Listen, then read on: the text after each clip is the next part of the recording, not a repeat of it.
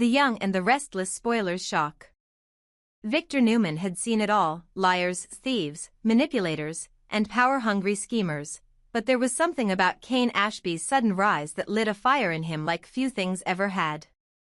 Victor was no stranger to wealth accumulation. He had built empires and watched others crumble at his feet. So when he watched Cain, a man once humbled and directionless, begin to quietly buy properties, fund silent partnerships, and acquire rare art collections under shell corporations, he knew something didn't add up. The scent of deception clung to Cain's fortune like smoke after a fire. And Victor, ever the hunter, was determined to trace the embers back to their source. It didn't take long. Victor had resources that few could rival, and when he wanted information, it surfaced. What he found was far more damning than he expected: a trove of confidential documents, financial records, wire transfers, and forged identity papers. Everything pointing to one staggering revelation. The mysterious Aristotle Dumas, a man who had inherited the vast fortune of the late Colin Atkinson, was not a stranger. He was Cain Ashby himself. A false identity crafted with precision, used to funnel the stolen inheritance through a labyrinth of offshore accounts and fictitious trusts. It was a shell game played with expert cunning, and it was all built on the corpse of a man many still loved. Victor stared at the documents in silent rage. It wasn't just the theft, it was the betrayal of legacy, of trust, of decency. Cain hadn't just accepted a lie, he had constructed it. And worse, he had profited from the death of a man whose connections reached deeply into the lives of Jill and Billy. That's when Victor knew this was no longer about Cain alone. This was about the damage left in his wake, and the revenge it demanded. He made no attempt to disguise his fury. With the thick dossier clutched in his hands like a sword ready to strike, Victor contacted Jill Abbott. The moment her name appeared on his screen, he knew the storm he was about to unleash would be unforgiving. Jill had mourned Colin deeply. Their relationship had been fraught with volatility, passion, and heartbreak, but at the end of it all, there was love. To tell her that Cain may have orchestrated the circumstances of Colin's death, or at the very least, exploited them for financial gain, would not just shatter her heart. It would summon something far more dangerous: her wrath. And then there was Billy. The connection between Billy and Colin had always been uneasy, but the betrayal of someone as close as Cain was a line that could not be uncrossed. When Victor laid out the truth, when he exposed the web of deceit, when he explained how Cain had allowed Colin to die, perhaps even encouraged it, while standing to inherit the fortune under a fabricated name, Billy's fury was volcanic. Together, Jill and Billy became a force of vengeance. Their rage wasn't theatrical, it was personal. Jill had loved Colin. Billy had respected him in a way only those who had endured emotional chaos could understand. And now they knew that Cain, the man they had once defended, had robbed Colin of dignity in death, stolen what wasn't his, and insulted their grief with a mask of innocence. Cain, oblivious to the tidal wave forming around him, continued his quiet expansion. He told himself he was honoring his father's wishes, that the money had come without conditions, that he had done nothing wrong. But deep down, a part of him knew that Victor had always suspected something, and Victor rarely missed. The truth about Aristotle Dumas was airtight. The alias was not just a name, it was an entire identity built by Cain to receive Colin's mysterious inheritance with zero public scrutiny. Under Dumas' name, properties were purchased, assets liquidated, investments distributed. The money moved too cleanly, too quickly, for it to be an accident. Victor's investigators had followed the trail, and now it all pointed back to the man who claimed to be seeking peace. The final blow came when Victor presented the evidence to Cain himself. In a meeting laced with cold contempt, Victor dropped the folder onto Cain's desk and said nothing. The silence was louder than fury. Cain opened the file and saw every lie laid bare, every signature that could undo him, every transfer that could land him in prison. He said nothing, but his face drained of color. For a brief moment, he looked like the child trying to explain away a broken window, guilty, ashamed, and desperate. But Victor didn't want apologies. He wanted accountability. And more than that, he wanted Jill and Billy to have justice. He knew that in their hands, vengeance would be personal and precise. Cain had dug his own grave. Now Victor was simply handing over the shovel. When Jill stormed into the club, her heels echoed like gunfire across the marble floors. Billy was close behind, his eyes cold with fury. The confrontation was brutal. Jill screamed, accused Cain of playing God with Colin's death, of taking advantage of a dying man, of rewriting history to paint himself a victim. Billy called him a coward, a thief, and worse, a traitor. Cain had no words. Everything he could have said would have sounded hollow. But the confrontation didn't end with words. Jill and Billy vowed legal action. They weren't just going to strip Cain of the stolen money, they were going to expose him. With Victor's documents as their weapon, they began proceedings to contest the inheritance, to have the transfer deemed fraudulent, and to press charges if necessary. Cain was no longer just a man seeking redemption, he was a man hunted by those who once called him family. As the walls closed in, Cain found himself isolated. Lily no longer knew what to believe. Devon, too, was furious. How could Cain, who once stood beside him during the Chancellor inheritance scandal, turn around and become the very kind of man they had fought against? And then came the quiet truth that hurt most of all. Colin had died not in peace, but surrounded by manipulation, buried beneath secrets. Whether Cain had poisoned him metaphorically or literally, no one knew. But now, his name was forever stained by the possibility. In Genoa City, forgiveness was fleeting. Legacies were everything. And Cain had desecrated one of the few legacies still held sacred by Jill, Billy, Devon, and even Victor. Now, stripped of allies and surrounded by enemies, Cain had to decide whether to fight back, or finally confess to everything he had done. But one thing was certain. The name Aristotle Dumas would never again be faceless. It would become synonymous with betrayal, greed, and a man who thought he could bury the past by changing his name. But in Genoa City, the past never stayed buried for long. Victor Newman had spent his entire life mastering control.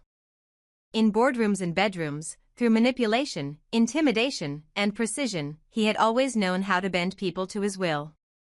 So when he dropped the evidence onto Cain Ashby's desk, the mountain of documents, shell company records, and identity trails leading back to the fraudulent figure of Aristotle Dumas, he expected panic. Or at the very least, resistance. But what he got instead was calm. Cain glanced at the folder, then at Victor, and with the poise of a man sipping his morning coffee, offered a simple response, "It seems I don't have much of a choice." It was a curious moment, one that Victor at first mistook for capitulation. The quiet defeat in Cain's voice. The absence of outrage. No denials. No bargaining. Just acknowledgement. Victor leaned back slightly, smirked, and offered the sort of patronizing nod he reserved for adversaries who finally saw reason. "I knew you'd be smart enough to understand the stakes," he said. But something in Cain's eyes, cool, measured, just a hair too relaxed, tugged at Victor's instincts. For a split second, something felt off. It wasn't fear. It wasn't even desperation. It was as if Cain had been waiting for this exact confrontation. As if the exposure of Aristotle Dumas had been not a collapse, but a doorway. Victor brushed the doubt aside. He laid out his offer, or more accurately, his ultimatum. Cain would assist him in undermining Jabot, subtly, surgically, from the inside. With the influence Cain now wielded through Arabesque, the fashion tech conglomerate Colin had allegedly helped him build in secret, Cain was in a perfect position to destabilize Jabot's international partnerships. If Cain cooperated, Victor would keep the incriminating dossier out of the press and away from the authorities. If he refused, well, there was always the front page of Restless Style, a federal subpoena, or worse. Cain nodded slowly. "I'll think about it," he said, tone unreadable. "But you already knew I would, didn't you?" Victor left the meeting smug, convinced the operation was already in motion. He saw Kane as a broken man, cornered, disarmed, desperate to protect what little remained of his reputation. And yet, that lingering sensation remained. A tension behind the eyes. A lack of fight that wasn't resignation, it was calculation.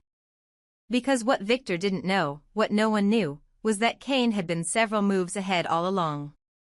The persona of Aristotle Dumas, the trail of fake accounts, even the discovery of the secret inheritance, all of it had been constructed not only to protect Kane from scrutiny, but to lead a very specific type of man into a very specific kind of trap.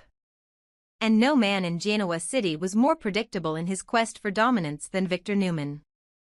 Kane had come to understand something essential about Victor over the years. The illusion of power was Victor's true addiction.